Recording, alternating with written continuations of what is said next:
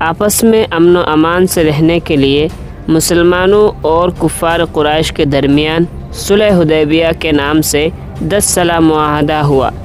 معاہدے میں اس شرط کو رکھا گیا کہ عرب قبائل میں سے کوئی قبیلہ اس بات پر آزاد ہوگا کہ وہ مسلمانوں کا طرفدار بن جائے یا کفار قریش کا ساتھ دے، اس پر کسی کو اعتراض نہ ہوگا۔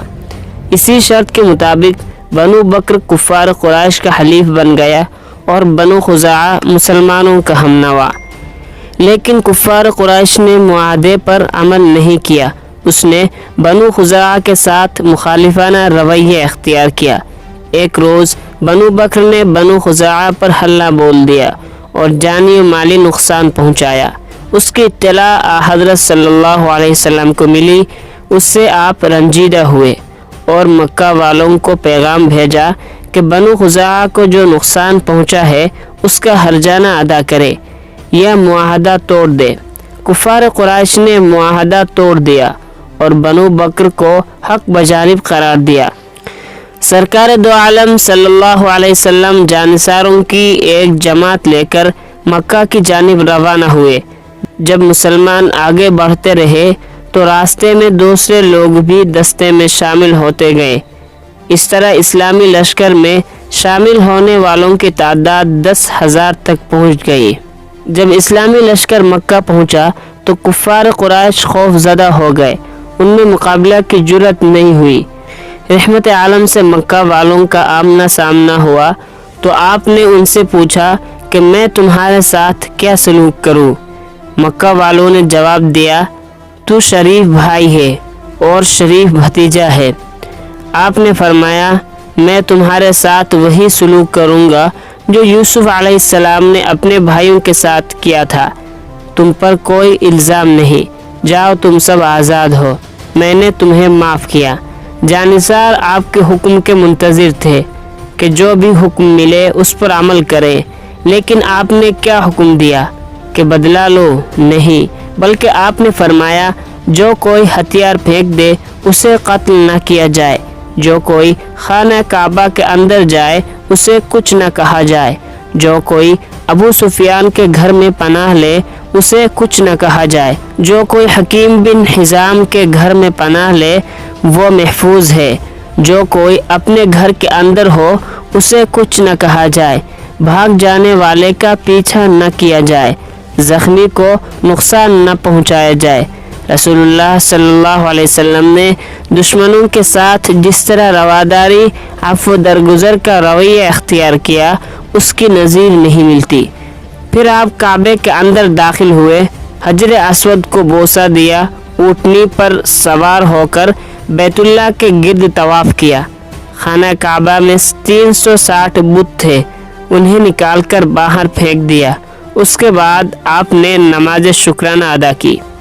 جب آدھے عرب پر آپ کی حکمرانی قائم ہو چکی تھی، 22 لاکھ مربع میل پر پھیلی ہوئی سلطنت کا بادشاہ کھردرے فرش پر لیٹا ہوا ہے، جسم سے پسینہ بہہ رہا ہے، لباس بھی بہت پرانا لیکن صاف ستھرا ہے۔ قیصر روم کا قاصد یہ منظر دیکھ کر حیران رہ گیا۔ آپ کے گھر میں کھانے کا سامان سوائے مٹھی بھر جو کہ کچھ نہ تھا، جبکہ مسجد کے صحن میں مال و اسباب جمع کیا جاتا اور ضرورت مندوں میں تقسیم ہو جاتا۔ آپ کھجور کی چھال کا تکیہ لگائے کھردری چٹائی پر بیٹھے رہتے۔ سرور کائنات صلی اللہ علیہ وسلم کی یہ حالت دیکھ کر حضرت عمر رضی اللہ عنہ رو پڑے۔ آپ صلی اللہ علیہ وسلم رونے کا سبب دریافت کرتے ہیں تو جواب ملتا ہے، یا رسول اللہ، اس سے بڑھ کر رونے کا اور کیا موقع ہوگا؟ روم اور فارس کے حکمران عیش و عشرت کی زندگی بسر کر رہے ہیں، آپ پیغمبر ہیں، دولت کا انبار لگ رہا ہے، آپ کے گھر میں اناج نہیں ہے۔ آپ فرماتے ہیں، عمر، کیا تم اس پر راضی نہیں ہو کہ ہم آخرت کی سعادت حاصل کر رہے ہیں؟ صحابہ کرام رضوان اللہ علیہم اجمعین نرم بستر بنانے کی درخواست کرتے تو آپ صلی اللہ علیہ وسلم ارشاد فرماتے، دنیاوی آرام و راحت سے کیا کام؟ میری مثال تو اس مسافر جیسی ہے جو چلتے چلتے راستے میں ذرا آرام لینے کے لیے کسی درخت کے نیچے بیٹھ گیا ہو، کچھ دیر بعد آگے چل دیا ہو۔ تاجدار انبیاء صلی اللہ علیہ وسلم اپنا کام خود کرتے تھے، جانوروں کو اپنے ہاتھوں سے چارہ ڈالتے، اونٹ باندھتے، گھر کی صفائی کرتے، بازار سے سودا سلف خرید کر لاتے، اپنا جوتا خود گانٹھ لیتے، اپنے دست مبارک سے کپڑوں میں پیوند لگاتے، چھوٹے بڑے کو سلام کرنے میں خود پہل کرتے، کوئی چھوٹے درجے کا آدمی بھی دعوت دیتا تو خوشی سے قبول فرما لیتے۔ اس لیے اللہ تعالیٰ قرآن کریم میں فرماتا ہے کہ آپ اخلاق کے ایک بلند مقام پر فائز ہیں۔ ایک مرتبہ قیصر روم کے دربار میں رسول اللہ صلی اللہ علیہ وسلم کا سب سے بڑا دشمن ابو سفیان پہنچا۔ قیصر روم اور ابو سفیان سے بات چیت ہوتی ہے۔ قیصر روم ابو سفیان سے پوچھتا ہے، کیا تم نے محمد صلی اللہ علیہ وسلم کو جھوٹ بولتے دیکھا؟ ابو سفیان جواب دیتا ہے نہیں۔ ابو سفیان جواب دیتا ہے نہیں۔ قیصر روم نے اس پر کہا، جو شخص دنیا کے معاملات میں جھوٹ نہیں بولتا وہ اللہ کے بارے میں کس طرح جھوٹ بول سکتا ہے؟ رسول اللہ صلی اللہ علیہ وسلم کی صداقت کی یہ آخری گواہی تھی۔ امام الانبیاء 26 ذی القعدہ 10 ہجری کو حج کے لیے مدینہ منورہ سے روانہ ہوئے، 5 ذی الحجہ کو مکہ معظمہ پہنچے اور 9 ذی الحجہ جمعہ کے دن عرفات کے میدان میں تقریباً 1,24,000 صحابہ کرام کے سامنے خطبہ ارشاد فرمایا۔ اے لوگو، اللہ تعالیٰ فرماتا ہے کہ ہم نے تمہیں ایک مرد اور ایک عورت سے پیدا کیا، تمہارے خاندان اور قبیلے بنائے تاکہ تم ایک دوسرے کو پہچانو۔ بلا شبہ اللہ کے نزدیک قابل تکریم وہ ہے جو سب سے زیادہ پرہیزگار ہے۔ تمام تعریفیں صرف اللہ کے لیے ہیں، ہم اسی کی حمد کرتے ہیں اور اس سے مدد طلب کرتے ہیں اور اپنے گناہوں کی معافی چاہتے ہیں۔ میں اعلان کرتا ہوں محمد صلی اللہ علیہ وسلم اللہ کا بندہ اور رسول ہے۔ آپ نے فرمایا، میرا خیال ہے آج کے بعد تم سے اس مقام پر ملاقات نہ ہو سکے گی۔ لوگوں، تمہارا خون اور تمہارا مال ایک دوسرے پر حرام کر دیے گئے ہیں، تمہیں عنقریب اللہ کے سامنے حاضر ہونا ہے، خبردار میرے بعد گمراہ نہ ہو جانا۔ آپ نے فرمایا، زمانہ جاہلیت کی ہر رسم کو میں اپنی قدموں تلے پامال کرتا ہوں۔ اے لوگو، تمہاری جان، تمہارا مال اور تمہاری آبرو ایک دوسرے کے لیے قیامت تک اتنی ہی مقدس اور قابل احترام ہے جتنا یہ دن یعنی یوم عرفہ، یہ مہینہ یعنی ماہ ذی الحجہ اور یہ شہر یعنی مکہ۔ اے لوگو، ہر مسلمان دوسرے مسلمان کا بھائی ہے۔ کسی مسلمان کے لیے اپنے بھائی کا مال بغیر اس کی مرضی کے لینا جائز نہیں۔ میرے بعد گمراہ نہ ہو جانا کہ ایک دوسرے کی گردن مارنے لگو۔ آپ نے فرمایا، کسی عربی کو اعجمی پر، کسی اعجمی کو عربی پر کوئی برتری نہیں، نہ کسی کالے کو گورے پر، نہ کسی گورے کو کالے پر برتری ہے۔ تم سب آدم کی اولاد ہو، آدم مٹی سے پیدا کیے گئے۔ میرے بعد نہ کوئی نبی آئے گا، نہ کوئی امت، نہ کوئی کتاب۔ میں تمہارے لیے قرآن چھوڑے جا رہا ہوں، اسے مضبوطی سے تھامے رکھنا۔ تم اپنے رب کی عبادت کرتے رہو، 5 وقت نمازوں کی پابندی کرو اور ماہ رمضان کے روزے رکھو اور زکوٰۃ خوشی سے ادا کرو۔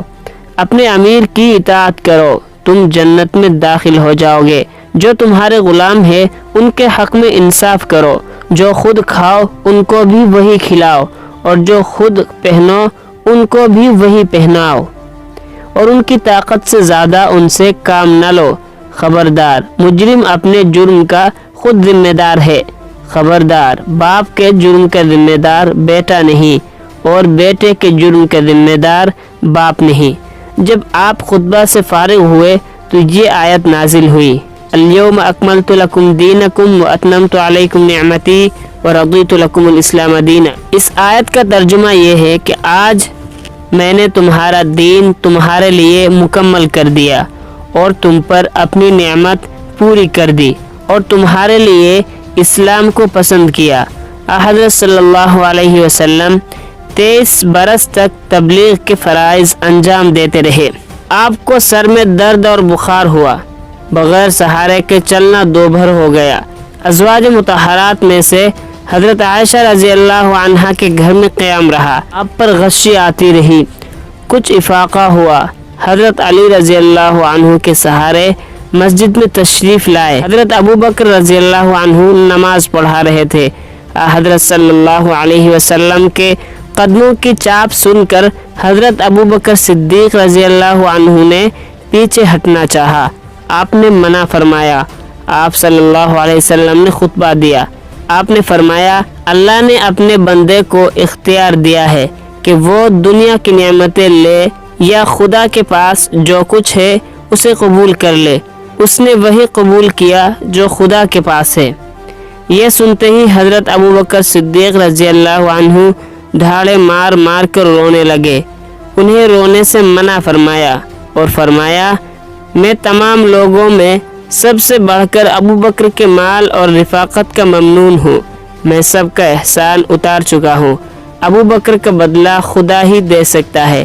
پھر فرمایا، تم سے پہلے لوگ انبیاء اور صالحین کی قبروں کو عبادت گاہ بنا لیتے تھے، خبردار تم قبروں کو عبادت گاہ نہ بنانا۔ اسی خطبے میں آپ نے فرمایا، اے عباس، میں خدا کے ہاتھ تمہارے کچھ کام نہ آ سکوں گا۔ اے صفیہ، اے فاطمہ، مجھ سے دنیا میں جو چاہو مانگ لو، لیکن یاد رکھو میں خدا کے ہاتھ تمہاری کوئی مدد نہیں کر سکتا۔ اگر اللہ کا قرب حاصل کرنا ہے تو اس کی عبادت کرو۔ اس کے بعد حجرہ میں تشریف لے گئے۔ بیماری کا زور تھا۔ آپ صلی اللہ علیہ وسلم نے حضرت عائشہ رضی اللہ عنہا سے پوچھا کہ کچھ اشرفیاں تھیں، وہ کہاں ہے؟ حضرت عائشہ رضی اللہ عنہا نے فرمایا، میرے پاس ہے۔ آپ نے فرمایا، جاؤ انہیں خیرات کر دو۔ آپ صلی اللہ علیہ وسلم کی زندگی کی آخری رات تھی، گھر کے چراغ میں تیل بھی نہیں تھا۔ ام المؤمنین حضرت عائشہ رضی اللہ عنہا نے خادمہ سے کہا، جاؤ کہیں سے تیل لے کر آؤ۔ پیر کا دن تھا، سہ پہر کا وقت تھا، 11 ہجری 12 ربیع الاول، عمر 63 سال۔ حضرت عائشہ رضی اللہ عنہا کے حجرے میں رحلت فرمائی۔ حضور صلی اللہ علیہ وسلم نبوت کے بعد 13 سال تک مکہ مکرمہ میں رہے، 10 سال مدینہ منورہ میں قیام فرمایا۔